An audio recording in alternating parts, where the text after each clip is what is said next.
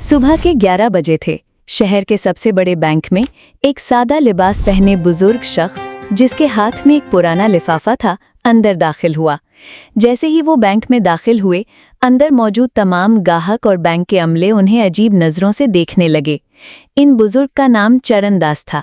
चरणदास जी के एक हाथ में छड़ी थी और दूसरे में वही पुराना लिफाफा। वो आहिस्ता आहिस्ता ग्राहकों के लिए बने काउंटर की तरफ बढ़े। उस काउंटर पर एक खातून मुलाजमा बैठी थी जिसका नाम सीमा था। बैंक में मौजूद सबकी निगाहें तब चरणदास जी पर टिक गई थी। आहिस्ता आहिस्ता चरणदास जी सीमा के पास आए और बहुत नरमी से बोले, सुनो बेटी, मेरे अकाउंट में कुछ मसला है, ये सही से काम नहीं कर रहा है। ये कहकर चरणदास जी ने वो लिफाफा सीमा की तरफ बढ़ा दिया, लेकिन सीमा चरणदास जी को उनके कपड़ों से परखने लगी और बोली, बाबा, कहीं आप गलत बैंक में तो नहीं आ गए? मुझे नहीं लगता कि आपका अकाउंट इस बैंक में है। तब चरणदास जी ने सुकून से कहा, बेटी, एक बार देख तो लो, हो सकता है मेरा अकाउंट इसी बैंक में हो। सीमा ने लिफाफा ले लिया और बोली, बाबा, इसमें थोड़ा वक्त लगेगा, आपको इंतजार करना होगा। इतना कहकर सीमा और बैंक के दीगर लोग अपने काम में लग गए। चरणदास जी वहीं खड़े होकर इंतजार करने लगे। थोड़ी देर बाद उन्होंने फिर कहा, बेटी, अगर तुम थोड़ी मसरूफ हो तो तुम मैनेजर को फ़ोन कर दो। दरअसल मुझे उनसे कुछ बात करनी है, मैं उनसे बात कर लेता हूँ। इसके बाद सीमा की मर्जी ना होते हुए भी उसने फ़ोन उठाया और मैनेजर सुनील के ऑफिस का नंबर डायल किया। उसने फ़ोन पर मैनेजर को बताया कि एक बुजुर्ग उनसे मिलना चाहते हैं। मैनेजर सुनील दूर से चरणदास जी को देख रहे थे। चरणदास जी बहुत आम लग रहे थे। मैनेजर सुनील ने फ़ोन पर सीमा से पूछा, क्या ये हमारे बैंक के ग्राहक हैं या बस कोई अचानक आ गया है? सीमा ने जवाब दिया, सर, मुझे इस बारे में यकीन नहीं है, लेकिन वो आपसे मिलना चाहते हैं। तब मैनेजर सुनील ने कहा, मेरे पास इन लोगों के लिए वक्त नहीं है, तुम इन्हें बिठा दो, थोड़ी देर बैठे रहेंगे और फिर चले जाएंगे। मैनेजर सुनील की बात मानकर सीमा ने चरणदास जी को वेटिंग एरिया में बिठा दिया।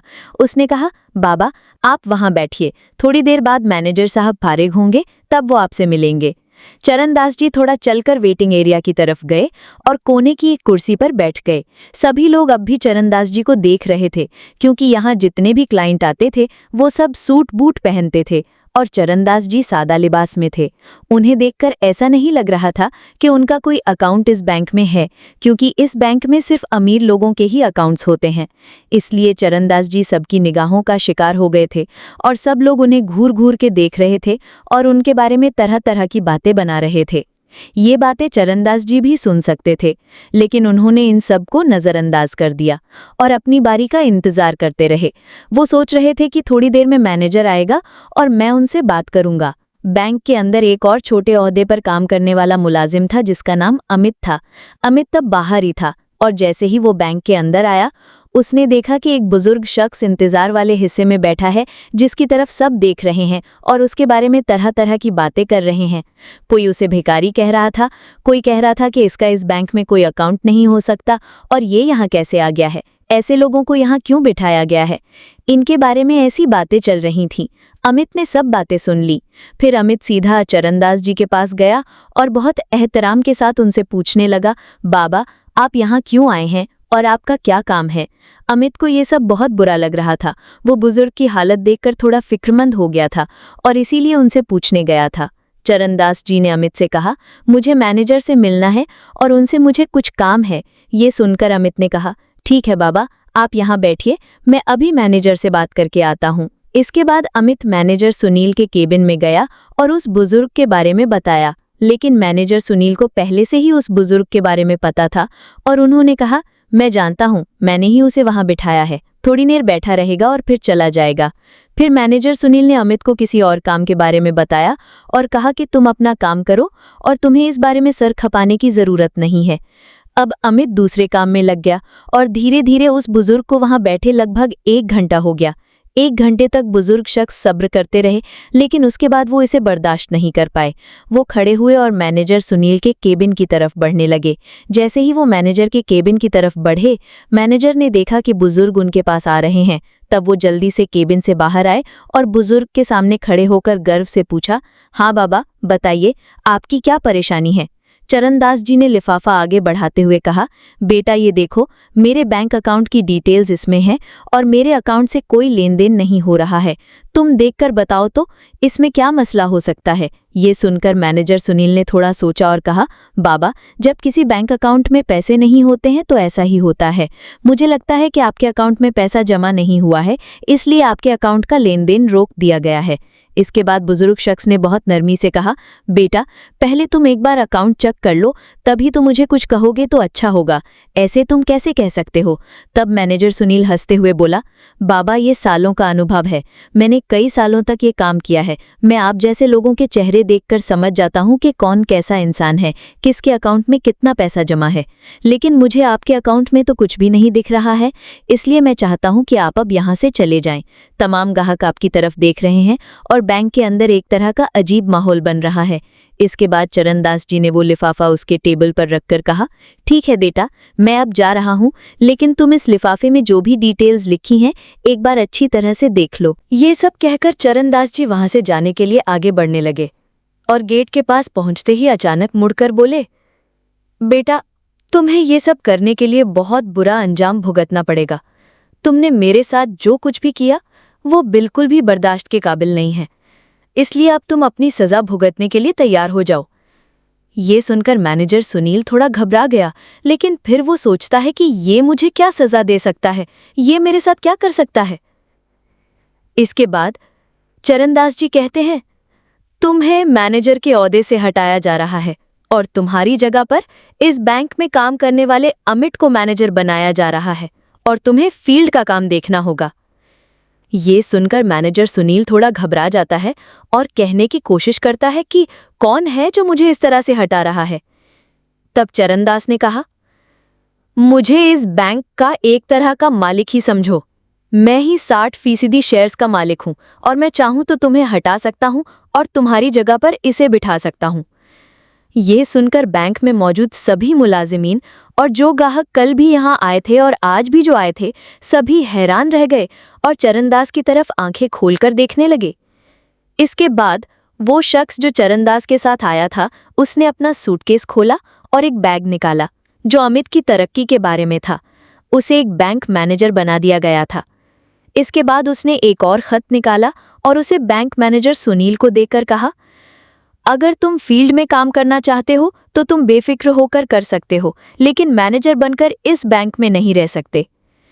ये सुनकर मैनेजर सुनील के पसीने छूटने लगे और वो अपनी कल की गलती के लिए उस बुजुर्ग से माफी मांगने लगा। लेकिन उसी वक्त चरणदास जी ने उसे उठाया और कहा, अफसोस करने की क्या बात है और मैं तुम्हें क्यों माफ करूं? देखो, तुमने मेरे साथ जैसा सलूक किया वो हमारे बैंक की पॉलिसी के खिलाफ है। क्या तुमने कभी इस बैंक की पॉलिसी पढ़ी है? वहां गरीब और अमीर में कोई फर्क नहीं किया जाएगा, सबको यकसा नजरों से देखा जाएगा। दरअसल इस बैंक की बुनियाद चरणदास जी ने ही रखी थी और उन्होंने पहले ही ऐलान कर दिया था कि यहाँ किसी को गरीब या ज्यादा अमीर नहीं समझा जाएगा, सबके साथ आमतौर पर सलूक किया जाएगा और अगर कोई बैंक मुलाजिम ऐसा कुछ करता है तो उसके खिलाफ सख्त कार्रवाई की जाएगी। तो चरणदास जी बोले, मैं तुम पर रहम कर रहा हूँ कि तुम्हें काम करने की काबिल रख रहा हूँ, वरना मैं चाहता तो तुम्हें यहाँ से हटा सकता था। तुमने मेरे साथ जैसा बर्ताव किया वैसा किसी के साथ नहीं होना चाहिए। तुम्हारे बैंक में काम करने वाला अमित, जिसके पास कुछ भी नहीं था, फिर भी वो मेरे पास आया, मुझसे पूछा और मेरे लिए कुछ करना चाहता था। इसलिए इस ओहदे का असल हकदार वो है, ताकि वो ग्राहकों को अच्छी तरह से समझ सके और उनके कपड़ों से उनका फैसला ना करे। ये कहते हुए चरणदास जी ने सीमा को बुलाया और सीमा को इस मामले में डांटा। उन्होंने कहा, मैं पहली गलती समझकर तुम्हें माफ कर रहा हूँ, लेकिन बैंक के अंदर कोई भी आए उसके कपड़ों से फैसला करना ठीक नहीं है। इसके बारे में अच्छी तरह से देखना होता है। अगर तुमने पहले से मुझे संभाला होता तो मुझे इस मैनेजर के पास नहीं जाना पड़ता और मुझे इतनी बेइज्जती बर्दाश्त नहीं करनी पड़ती। इसके बाद सीमा हाथ जोड़कर माफी मांगने लगी। वो बोली, बाबा जी, मुझे माफ कर दीजिए, मैंने बहुत बड़ी गलती की है और आइंदा से ऐसा नहीं होगा। फिर चरणदास जी वहां से उस शख्स के साथ वापस जाने लगे और सबसे कहा, तुम लोगों को अमित से बहुत कुछ सीखने की जरूरत है, जितना हो सके सीखो, ये तुम्हारे लिए अच्छा होगा। अब मैं यहाँ किसी न किसी को भेजता रहूंगा ताकि वो तुम्हारे इन सब कामों के बारे में मुझे अच्छी तरह से रिपोर्ट दे सके। ये कहते हुए चरणदास जी वहां से चले गए और बैंक का पूरा अमला इस बारे में बात करने लगा और सोचने लगा कि अब से अच्छी तरह से काम करना होगा, कहीं इनका नंबर ना आ जाए। इस सोच के साथ पूरा बैंक ही बदल गया और सब लोग अच्छी तरह से इस बैंक के अंदर काम करने लगे। चरणदास की ये कहानी चारों तरफ फैल गई और सब लोग इस बैंक की तारीफ करने लगे और कहने लगे, मालिक अगर ऐसा हो, वरना तो बेचारे मालिक भी कहाँ हैं, क्योंकि ज्यादातर मालिक तो बैंक खोलकर चले जाते हैं, फिर पीछे से मैनेजर कैसा काम करे या कोई भी मुलाजिम जैसा भी करे, उन्हें तो इससे कोई मतलब नहीं होता है। लेकिन चरणदास जी ने अपने मालिक होने का पूरा फर्ज निभाया और इस बैंक के मुलाजिमीन को एक अच्छा सबक दिया। आपको चरणदास के बारे में क्या लगता है और अमित के बारे में आप क्या कहेंगे? आप अपनी राय कमेंट बॉक्स में लिखकर सबको बता सकते हैं। अगर वीडियो अच्छा लगा हो तो लाइक करना ना भूलें और चैनल को सब्सक्राइब करके हमें हौसला दें ताकि हम आपके लिए ऐसे अच्छे अच्छे वीडियो बना सकें। इन कहानियों को सुनाने का मकसद किसी को तंग करना नहीं है। इन कहानियों को इसलिए सुनाया जाता है ताकि आप कुछ ना कुछ सीख सकें, आप अपनी ज़िंदगी में इस चीज़ का इस्तेमाल कर सकें। अगले वीडियो में नए टॉपिक के साथ मिलेंगे। तब तक के लिए जय हिंद, जय भारत। आप सबका बहुत बहुत शुक्रिया।